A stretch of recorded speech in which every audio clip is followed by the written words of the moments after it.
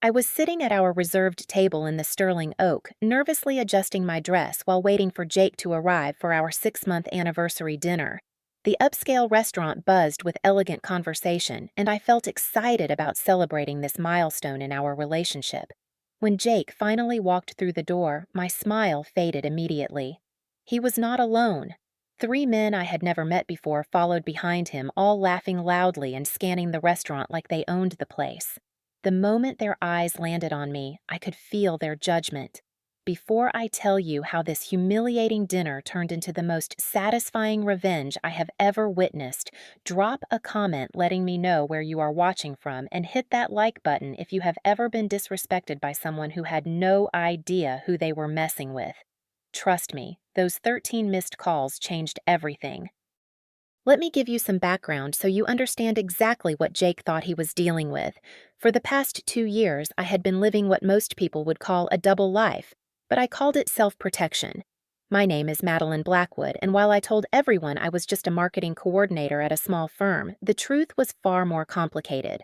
I am the only daughter of Richard Blackwood, the CEO and founder of Blackwood Industries, a Fortune 500 company worth over $2 billion. I had made the conscious decision to live below my means and hide my true identity after too many relationships where men were more interested in my family's wealth than in getting to know the real me. I rented a modest apartment in a middle-class neighborhood, drove a 10-year-old Honda Civic, and shopped at Target instead of the designer boutiques my trust fund could easily afford. I wanted to find someone who would love me for who I was, not what I could provide them. Jake Martinez seemed like exactly what I was looking for when we met at a neighborhood coffee shop 6 months earlier. He was 29, worked in sales at a local car dealership, and had what I thought was genuine charm. He was ambitious and hardworking, always talking about wanting to improve his life and build something meaningful. I was drawn to his apparent authenticity and the way he seemed genuinely interested in my thoughts and opinions. But as our relationship progressed, I started noticing red flags that I had chosen to ignore. Jake began making subtle comments about my appearance, suggesting I should try harder with my makeup or buy clothes that were more put together. He would compare me to his ex-girlfriends, saying things like, "Sarah always knew how to present herself," or, "My ex Jessica really understood how to dress for success." When I asked him about these comments, he would backtrack and claim he just wanted me to look my best because he cared about me. The warning signs became more obvious when Jake started complaining about money constantly, despite the fact that I always offered to split bills or pay for our dates entirely. He would make comments about how expensive everything is and how he deserved better than his current financial situation. I began to suspect that he was hoping I would start covering more of our expenses, but I maintained my modest lifestyle to see where the relationship would naturally go. When Jake suggested dinner at the Sterling Oak for our 6-month anniversary, I was genuinely surprised. This was the same man who had complained about spending $30 on dinner just the week before, yet he was now proposing we eat at one of the most expensive restaurants in the city. He told me it was a special occasion, and that he wanted to show me off to some important people in his life. I should have realized then that something was not right. I arrived at the restaurant 15 minutes early, as I always did, and requested a table under my name. The hostess and several staff members clearly recognized me since my family dined there regularly, but I discreetly signaled for them to treat me like any other customer. I had perfected this routine over the years of maintaining my secret identity. When Jake finally arrived with his 3 friends, the energy shifted immediately. Brad was a loud, obnoxious guy who worked in car finance and wore more gold jewelry than seemed reasonable. Tyler sold insurance and had the kind of aggressive personality that made every conversation feel like a sales pitch. Connor worked at a high-end electronics store and constantly name-dropped expensive brands. All 3 of them looked at me like I was some kind of puzzle they were trying to solve, and none of their expressions suggested they were pleased with what they saw. The dinner started awkwardly, with Jake acting nervous and his friends completely ignoring my attempts to join their conversation. They immediately began rating women who walked past our table, making crude comments about leagues and what kinds of women successful guys like them deserved to date. When I tried to steer the conversation toward normal topics like work or hobbies, they talked right over me as if I had not spoken at all. Brad was the first to make a direct comment about my appearance. Jake, bro, you usually date girls who are more put together, he said while looking me up and down with obvious disapproval. What happened to that blonde from your Instagram? She was smoking hot. Tyler immediately jumped in with his own observation. Yeah, man, I remember her. She had that whole model thing going on. This is quite a change for you. Instead of defending me, Jake laughed nervously and said something that made my blood run cold. Well, sometimes you have to date down to really appreciate what you had before. It gives you perspective on what you actually want in life. I felt like I had been slapped across the face, but I forced myself to smile and pretend I had not heard the comment correctly. Surely my boyfriend of 6 months had not just told his friends that he was dating beneath his standards. I convinced myself that I had misunderstood or that he was just trying to fit in with his crude friends. But the comments continued to escalate throughout the evening. Connor made a show of being supportive by saying, "At least she seems really nice. That counts for something, right? Not every guy needs a trophy wife." The condescension in his voice was unmistakable, and I could see Jake nodding along with obvious relief that his friend had found a way to frame me as acceptable despite my apparent shortcomings. Jake then delivered what he clearly thought was a compliment. "Yeah, Madeline is very practical. She is not high maintenance like other girls I have dated. She is just happy with simple things, you know. Very low drama, very grateful for whatever attention she gets." As the evening progressed, I noticed Jake checking his phone constantly and whispering to his friends when he thought I was not paying attention. At one point, I clearly heard him say to Brad, "This is going exactly as planned." And Brad nodded knowingly before responding, "Do it now before she orders dessert and makes this even more expensive." That was when I realized that this entire evening had been orchestrated. Jake had not brought his friends to meet me because he was proud of our relationship or excited to share this milestone with people who mattered to him. He had brought them as witnesses to something he had planned in advance, and that something was clearly going to be devastating for me. The food arrived, and Jake had ordered the most expensive items on the menu for himself and his friends, while suggesting I get the cheapest salad available. They ordered multiple rounds of top-shelf liquor while I nursed a single glass of house wine. The bill was clearly climbing toward several $100s, and I noticed Jake growing more agitated as each course arrived. Finally, Jake stood up abruptly and cleared his throat loudly enough that tables around us began to turn and look. The restaurant's ambient conversation started to quiet as people sensed that something dramatic was about to happen. "You know what, guys," Jake announced in a voice that carried across the entire dining room. "I cannot do this anymore. I have been trying to make this work, but I just cannot pretend anymore." He turned to face me directly, and his voice grew even louder. "Madeline, you are just not pretty enough for me. I have standards, and you do not meet them. I deserve someone who matches my success level and my ambitions." The entire restaurant had gone silent now, with every patron and staff member staring at our table. Jake's friends were laughing and high-fiving each other like this was the most entertaining thing they had ever witnessed. "A girl like you should be grateful I even dated you for 6 months." Jake continued, his voice dripping with cruelty. "This has been charity work, honestly. I was trying to do a good deed, but I realize now that I was just holding myself back from finding someone who actually deserves me." He threw his napkin onto the table with dramatic flair and gestured toward the massive bill that had been building all evening. "Good luck paying for dinner. Consider it a small price to pay for the education I just gave you about knowing your place in the world." As Jake and his friends walked toward the exit, he turned back one final time to deliver the coup de grace that would ensure every person in that restaurant heard exactly what he thought of me. "Oh, and Madeline, maybe try some makeup next time you want to date up. A little effort goes a long way when you are starting from such a disadvantage." The laughter from his friends echoed through the restaurant as they disappeared through the front door, leaving me sitting alone at a table covered with empty plates and glasses, facing a bill that would have stressed any normal person's budget, surrounded by dozens of strangers who had just witnessed the most humiliating moment of my life. But instead of crying or running to the bathroom to hide, I did something that surprised even me. I smiled calmly and signaled for the waiter to come over. "Could I please speak with the manager?" I asked the waiter, my voice steady and polite despite what had just happened. Thomas, the restaurant manager, practically ran to my table. He had clearly witnessed the entire scene and his face was flushed with embarrassment on behalf of his establishment, but when he reached my table, his expression changed completely. "Ms. Blackwood," he said quietly, his eyes widening with recognition. "I am so terribly sorry about that scene. Are you all right? Should I call security? Your father."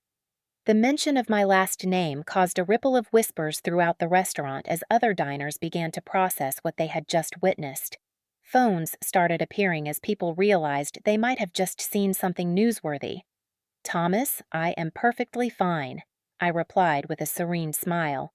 "Actually, I would like to do something special tonight. I would like to pay for everyone's meal in the restaurant this evening with a 20% gratuity added for all of your staff." Thomas's eyes grew even wider. "Ms. Blackwood, that is incredibly generous, but you do not need to—" "I insist," I interrupted gently. "And could you please have the valet bring my car around the black Bentley Continental?" By this time, other diners were openly staring, and several had their phones out clearly recording what was happening. The name Blackwood was being whispered from table to table as people began to understand exactly who Jake had just humiliated. That was when my phone started ringing. The first call was from Jake, and his contact photo showed up on my screen for everyone nearby to see. I declined the call without hesitation, but it immediately rang again. Then again. And again. The second call was from Brad, which struck me as odd since I had never given him my number. The third call was Jake again, but this time when I glanced at the screen, I could see he was calling from what appeared to be a parking lot. The fourth call came from Tyler. By this time, the other restaurant patrons had clearly figured out what was happening. I could hear people at nearby tables talking about the Blackwood heiress and someone getting exactly what they deserved. Several people were now openly filming, and I could see social media notifications lighting up phones throughout the restaurant. The 5th through 10th calls came in rapid succession from numbers I did not recognize, but the 11th call made everything clear.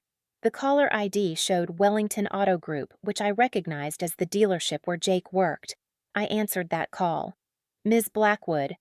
The voice on the other end was panicked and breathless. "This is Martin Wellington, owner of Wellington Auto Group.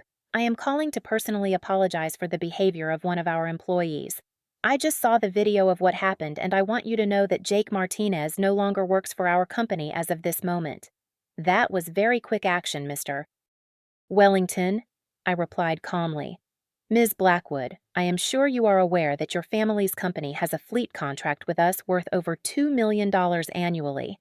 The behavior displayed tonight is absolutely unacceptable, and I assure you it does not represent the values of our organization." The 12th call came from Connor, Jake's friend from the electronics store. I could hear music and voices in the background, suggesting he was still out celebrating their successful humiliation of me. The 13th and final call that evening came from a number I did not recognize, but when I answered, I heard a frantic female voice. "Is this Madeline? This is Jake's mother, Patricia. Someone tagged me in a video on Facebook, and I just saw what my son did to you. I am so sorry, honey. I raised him better than that, and I do not understand what got into him. Please, is there anything I can do to make this right?" By this time, Thomas had returned with my receipt, showing that I had indeed paid for every single meal in the restaurant that evening, along with the generous staff gratuities I had promised. The total was just over $4,000, which I paid with a Black American Express card that caused even more whispers among the staff who recognized it as the type of credit line only available to the extremely wealthy. "Thomas," I said as I signed the receipt, "I want you to know that the behavior exhibited here tonight by those gentlemen does not reflect on your establishment in any way. However, I would appreciate it if you would note in your system that Mr. Jake Martinez is not welcome here in the future." "Absolutely, Ms. Blackwood, and thank you for your incredible generosity tonight. I will make sure every staff member knows how much this means to them." Why, as I walked toward the exit, I could hear the conversations happening at tables throughout the restaurant. People were pulling up social media on their phones, and I could see that videos of Jake's rant were already being shared with hashtags like Jake the Loser and Blackwood Revenge. The valet brought my Bentley to the front entrance just as photographers from local news outlets began arriving, apparently tipped off by social media posts about the incident. I tipped the valet $50, got into my car, and drove home while my phone continued buzzing with notifications about the rapidly spreading story. Jake's life had just imploded in real time, and he had no idea what was coming next. Within the first week after the restaurant incident, the story had taken on a life of its own that far exceeded anything I could have imagined. Videos of Jake's cruel speech had been viewed millions of times across multiple platforms, and he had become an internet meme representing everything wrong with toxic masculinity and misguided arrogance. The local news outlets had picked up the story first, but it quickly spread to national media as a perfect example of instant karma. Jake's photo appeared alongside headlines like, "Man humiliates woman at dinner discovers she is billionaire heiress," and "The most expensive mistake ever made at a restaurant." Jake's desperate attempts at damage control only made things worse. He showed up at my apartment building the day after the incident, but security quickly escorted him away when he tried to force his way into the lobby. He sent flowers to my office with notes claiming that he had been testing my character and that the whole thing was a misunderstanding. He even enlisted his friends and family members to contact me on his behalf, begging for forgiveness and claiming that he had been pressured into the humiliation by his toxic friends. The professional consequences for Jake expanded far beyond just losing his job at the car dealership. Within days, every major automotive company in the city had blacklisted him after the video went viral. Background checks for any sales position now brought up the humiliation video as the top search result for his name. His credit cards were canceled when he could no longer prove employment, and he was unable to make his rent payments. Meanwhile, I was receiving thousands of supportive messages from women around the world who had experienced similar humiliation from men who underestimated them. The story had resonated far beyond just being about wealth and status. It had become a symbol of how women are often undervalued and dismissed by men who think they know better. 6 months after the incident, Jake was working at a gas station for minimum wage, still living with his parents after being evicted from his apartment.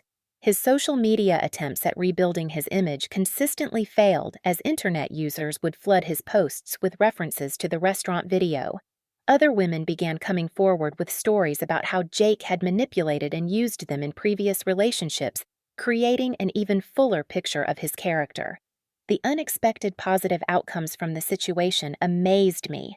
The Sterling Oak restaurant created a special program called Madeline's Table, where women could dine safely if they were dealing with problematic dates with staff trained to intervene if needed. My family established a scholarship fund for women escaping abusive relationships, and I began speaking at universities about self-worth and authentic relationships. Publishing companies reached out about writing a memoir, and I was invited to speak at conferences about the challenges of dating while hiding wealth. The experience had taught me valuable lessons about authenticity and the importance of being true to myself rather than hiding who I was to protect myself from people with bad intentions. A year after the restaurant incident, I met David Chen, a high school history teacher who knew exactly who I was from the beginning, but was genuinely unimpressed by my family's money. He was more interested in my thoughts about education policy and social justice than my trust fund, and our relationship developed based on shared values and genuine compatibility. Jake made one final attempt at redemption by sending a handwritten letter admitting that he had specifically targeted me because he thought I was safe to use and would not fight back against his manipulation. He begged for a chance to make amends publicly and claimed he had learned from his mistakes. I donated his letter to a museum exhibit about toxic masculinity and its consequences. The broader impact of the story continued to ripple outward in ways I had never expected. Universities began using the video in courses about respect consequences and social media literacy. Restaurant industry organizations implemented new policies about patron harassment, and social media platforms studied the case for insights into how quickly content can go viral and destroy someone's life.